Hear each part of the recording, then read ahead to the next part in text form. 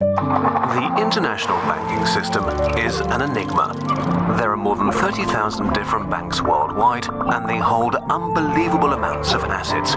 The top 10 banks alone account for roughly 25 trillion US dollars. Today, banking can seem very complex, but originally, the idea was to make life simpler. 11th century Italy was the center of European trading. Merchants from all over the continent met to trade their goods, but there was one problem: too many currencies in circulation. In Pisa, merchants had to deal with 7 different types of coins and had to exchange their money constantly. This exchange business, which commonly took place outdoors on benches, is where we get the word bank from the word banco, Italian for bench. The dangers of traveling, counterfeit money, and the difficulty of getting a loan got people thinking. It was time for a new business model.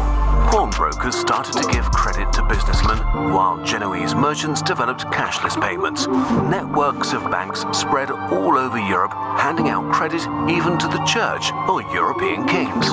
What about today? In a nutshell, banks are in the risk management business. This is a simplified version of the way it works. People keep their money in banks and receive a small amount of interest. The bank takes this money and lends it out at much higher interest rates. It's a calculated risk because some of the lenders will default on their credit. This process is essential for our economic system because it provides resources for people to buy things like houses or for industry to expand their businesses and grow.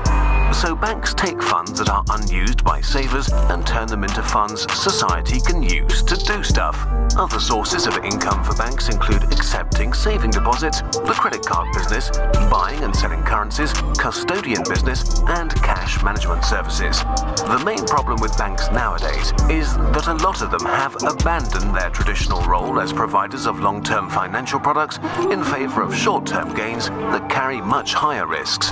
During the financial boom, most major banks adopted financial constructs that were barely comprehensible and did their own trading in a bid to make fast money and earn their executives and traders millions in bonuses. This was nothing short of gambling and damaged whole economies and societies, like back in 2008, when banks like Lehman Brothers gave credit to basically anyone who wanted to buy a house and thereby put the bank in an extremely dangerous risk position. This led to the collapse of the housing market in the US and parts of Europe, causing stock prices to plummet, which eventually led to a global banking crisis and one of the largest financial crises in history. Hundreds of billions of dollars just evaporated. Millions of people lost their jobs and lots of money. Most of the world's major banks had to pay billions in fines, and bankers became some of the least trusted professionals. The US government and the European Union had to put together huge bailout packages to purchase bad assets and stop the banks from going bankrupt. New regulations were put into force to govern the banking business. Compulsory bank emergency funds were enforced to absorb shocks in the event of another financial crisis. But other pieces of tough new legislation were successfully blocked by the banking lobby. Today, other models of providing financing are gaining ground fast, like new investment banks that charge a yearly fee and do not get commissions on sales, thus providing the motivation to act in the best interests of their clients. Or credit unions, cooperative initiatives that were established in the 19th century to circumvent credit sharks. In a nutshell, they provide the same financial services as banks, but focus on shared value rather than profit maximization. The self-proclaimed goal is to help members create opportunities like starting small businesses, expanding farms, or building family homes, while investing back into communities. They are controlled by their members, who also elect the board of directors democratically. Worldwide, credit union systems vary significantly, ranging from a handful of members to organizations worth several billion US dollars and hundreds of thousands of members.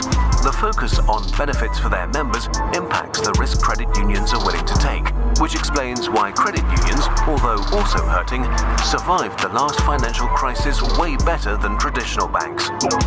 Not to forget the explosion of crowdfunding in recent years.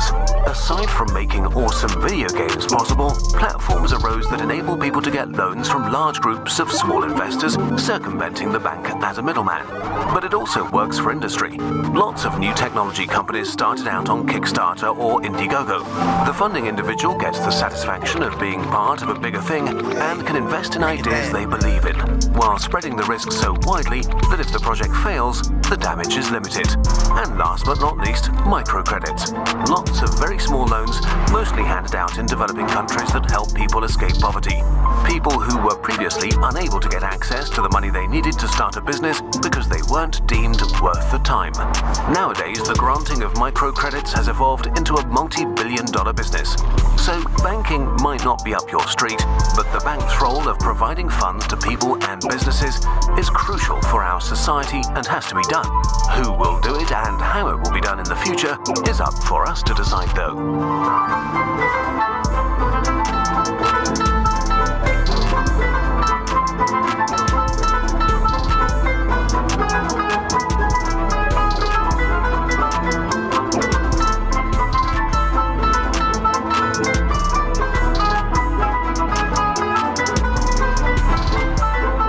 Is up for us to decide though.